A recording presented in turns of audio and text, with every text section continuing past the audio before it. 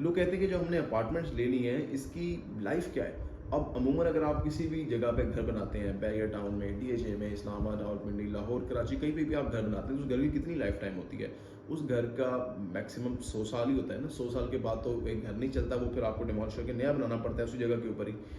Exactly same यहाँ पे भी ऐसा ही होता है कि आपने अगर एक अपार्टमेंट परचेज किया है, उसमें आप रह रहे हैं, आज से 100 साल बाद जब बिल्डिंग जो बनाई, जो बिल्डिंग है वो जब डिमोलिश होगी तो उसी जगह पर, उसी लैंड के ऊपर आपको दोबारा घर बनाना पड़ेगा। अब आपने एक कंपनी से घर लिया, फॉर एग्जांपल आपने बैरी टाउन में एक घर परचेज किया 5 करोड़ रुपए का, 10 मरला घर आपने परचेज किया। आज से 100 साल बाद आप उसको डिमोलिश करेंगे तो वो कंपनी आके दोबारा तो आपको नहीं बना के देगी, क्योंकि वो तो कंपनी 100 साल पहले आपको घर बना के दे के जा चुकी है। अब आज से 100 साल बाद जब डिमोलिश करेंगे तो आपने खुद उसके ऊपर कंस्ट्रक्शन कॉस्ट करनी है ना, क्योंकि लैंड ऑलरेडी आपके पास है। तो इस बिल्डिंग वाले सिनेरियो में भी ऐसा ही होता है कि यहाँ पर आज से 100 साल बाद फॉर एग्जांपल जब बिल्डिंग डिमोलिश की जाती है तो वो लैंड तो ऑलरेडी आप लोगों की पास है, आप उसके ऑलरेडी मालिक हैं।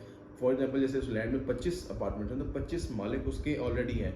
सब अपने कंस्ट्रक्शन कॉस्ट पूल करके तो उसको दोबारा से रीबिल्ड कर लेंगे या फिर उसको अपने शेयर को सेल कर लेंगे। आज उसकी लैंड की जो वैल्यू है 5 साल बाद कितना बढ़ती है, तो आज से 100 साल बाद कितना बढ़ी होगी वो आप बेहतर जानते हैं। तो एग्जैक्टली सेम उस तरह से ही होता है, जिस तरह से आप एक घर परचेज करते हैं, जिस तरह से आप एक प्लॉट परचेज करते हैं, एग्जैक्टली सेम इसी तरह से ही आप बिल्डिंग्स के अंदर अपार्टमेंट्स, ऑफिसेज, यूनिट्स परचेज करते हैं कि जिसका आपको एग्जैक्टली सेम डॉक्यूमेंटेशन मिलती है।